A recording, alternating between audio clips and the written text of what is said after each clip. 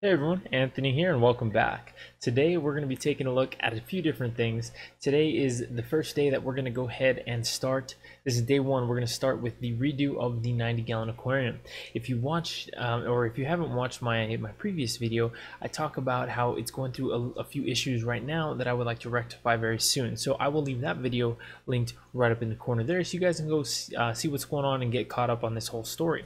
What have I done so far? So I have, in order for me to redo that aquarium, I have to move my Flowerhorn Cosmo out of the 90-gallon to another home for about a week or so while I get this aquarium underway. Now, what are we moving him to? Well, I'm going to go ahead and show you what I've set up for that, and we're going to dive into all of this. All right, so stay tuned.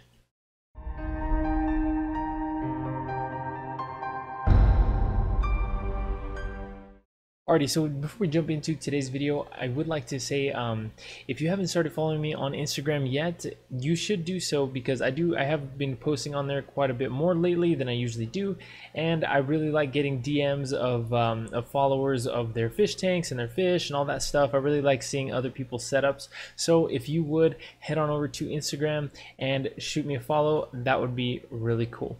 But anyway, let's go ahead and get into today's video. So I want to show you guys, first things first, what I set up for my Flowerhorn Cosmo as a temporary home.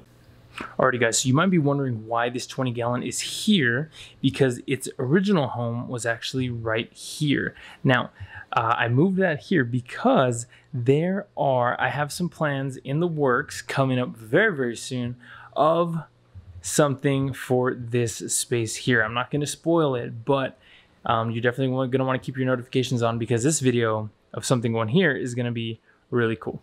So that is why this 20-gallon is in this location here. So this aquarium right here is going to be the aquarium that I do pull the used filter media out of. Inside of these hang on back filters, I have sponge and bio rings, and both of these are loaded up. I'm not worried about taking used filter media out of this aquarium because it has so much beneficial bacteria.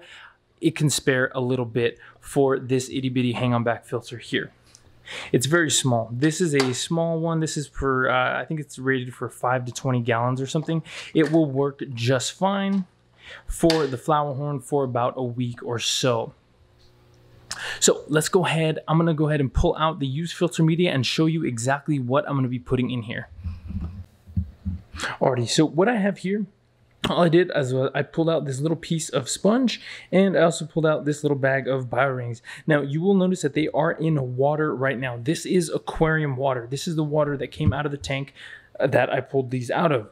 Now that's because I don't want them exposed to air for very long, because I don't want any of the beneficial bacteria to die that's on these already, therefore defeating the entire purpose that we're doing this video.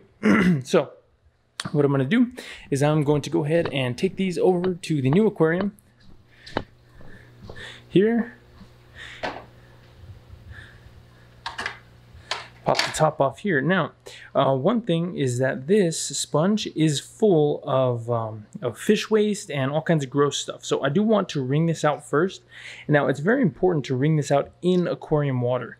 Don't ever rinse or wring out one of these sponges under the tap, because the chlorine and chloramines in your tap water will actually kill all the beneficial bacteria, therefore, again, ruining the entire purpose. So I have wrung this out, partly because I don't want all of this fish poop and all this stuff to be inside of the 20-gallon aquarium, right? So I'm just kind of wringing it out, and you guys can see that it made the water a little cloudy.